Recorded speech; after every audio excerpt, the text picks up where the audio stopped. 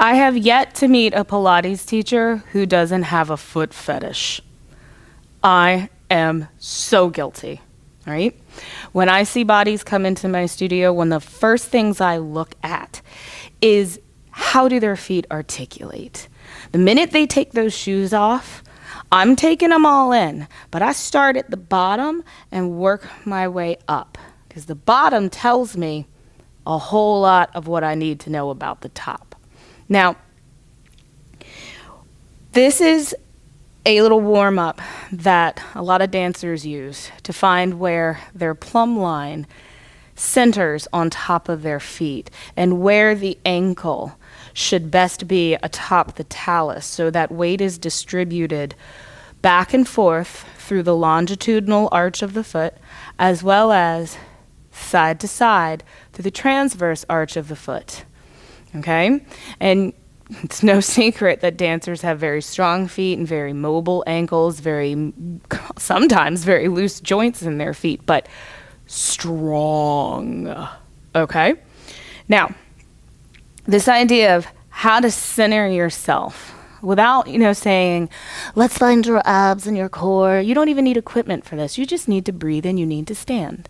And you need to find your feet, not your hips, not your head, which is, I see this a lot in people when I start this exercise with people.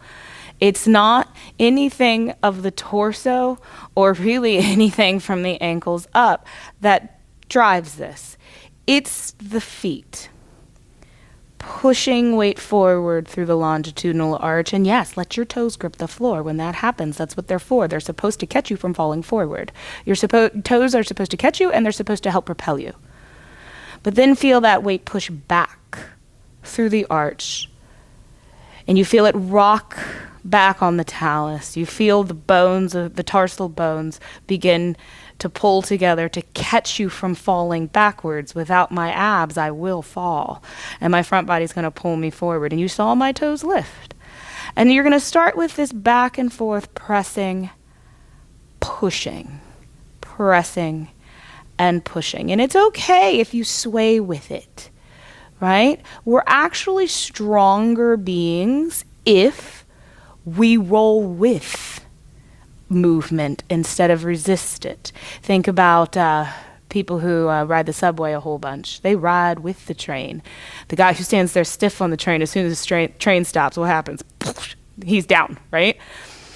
Okay, you New Yorkers know what I'm talking about, right? Okay.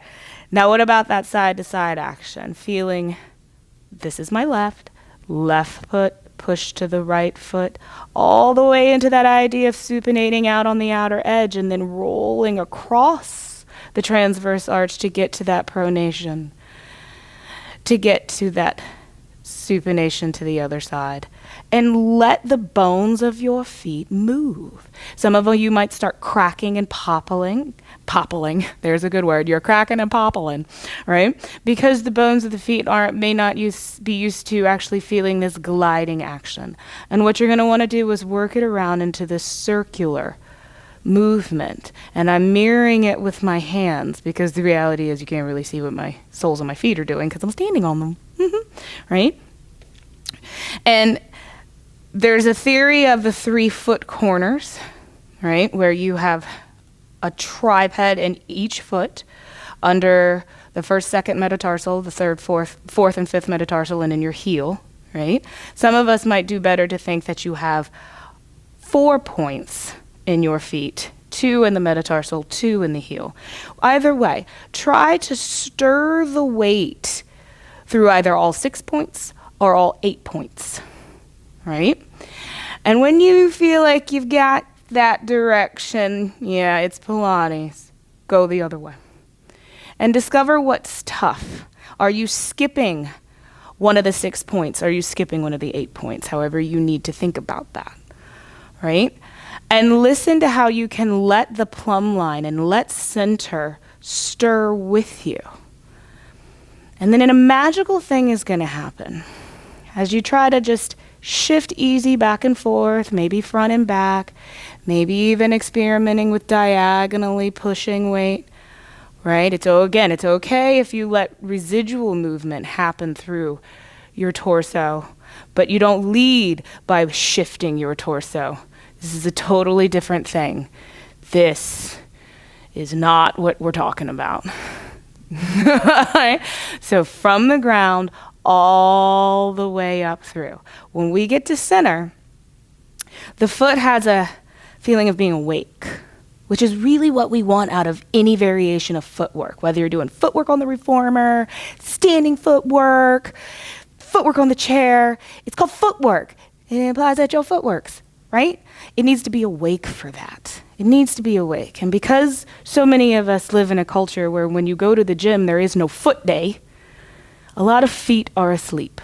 So before we can even ask for you to hop on a piece of equipment, wake them up. And this is something easy that can be done at the kitchen sink, right? But now that I want to settle it at center, that awake feeling in my feet is giving me energy out of the ground all the way back up through my spine. I feel easy that a lift of the heels will happen, even if I were to take it back, lift the metatarsal. Woo, it's okay. You fall.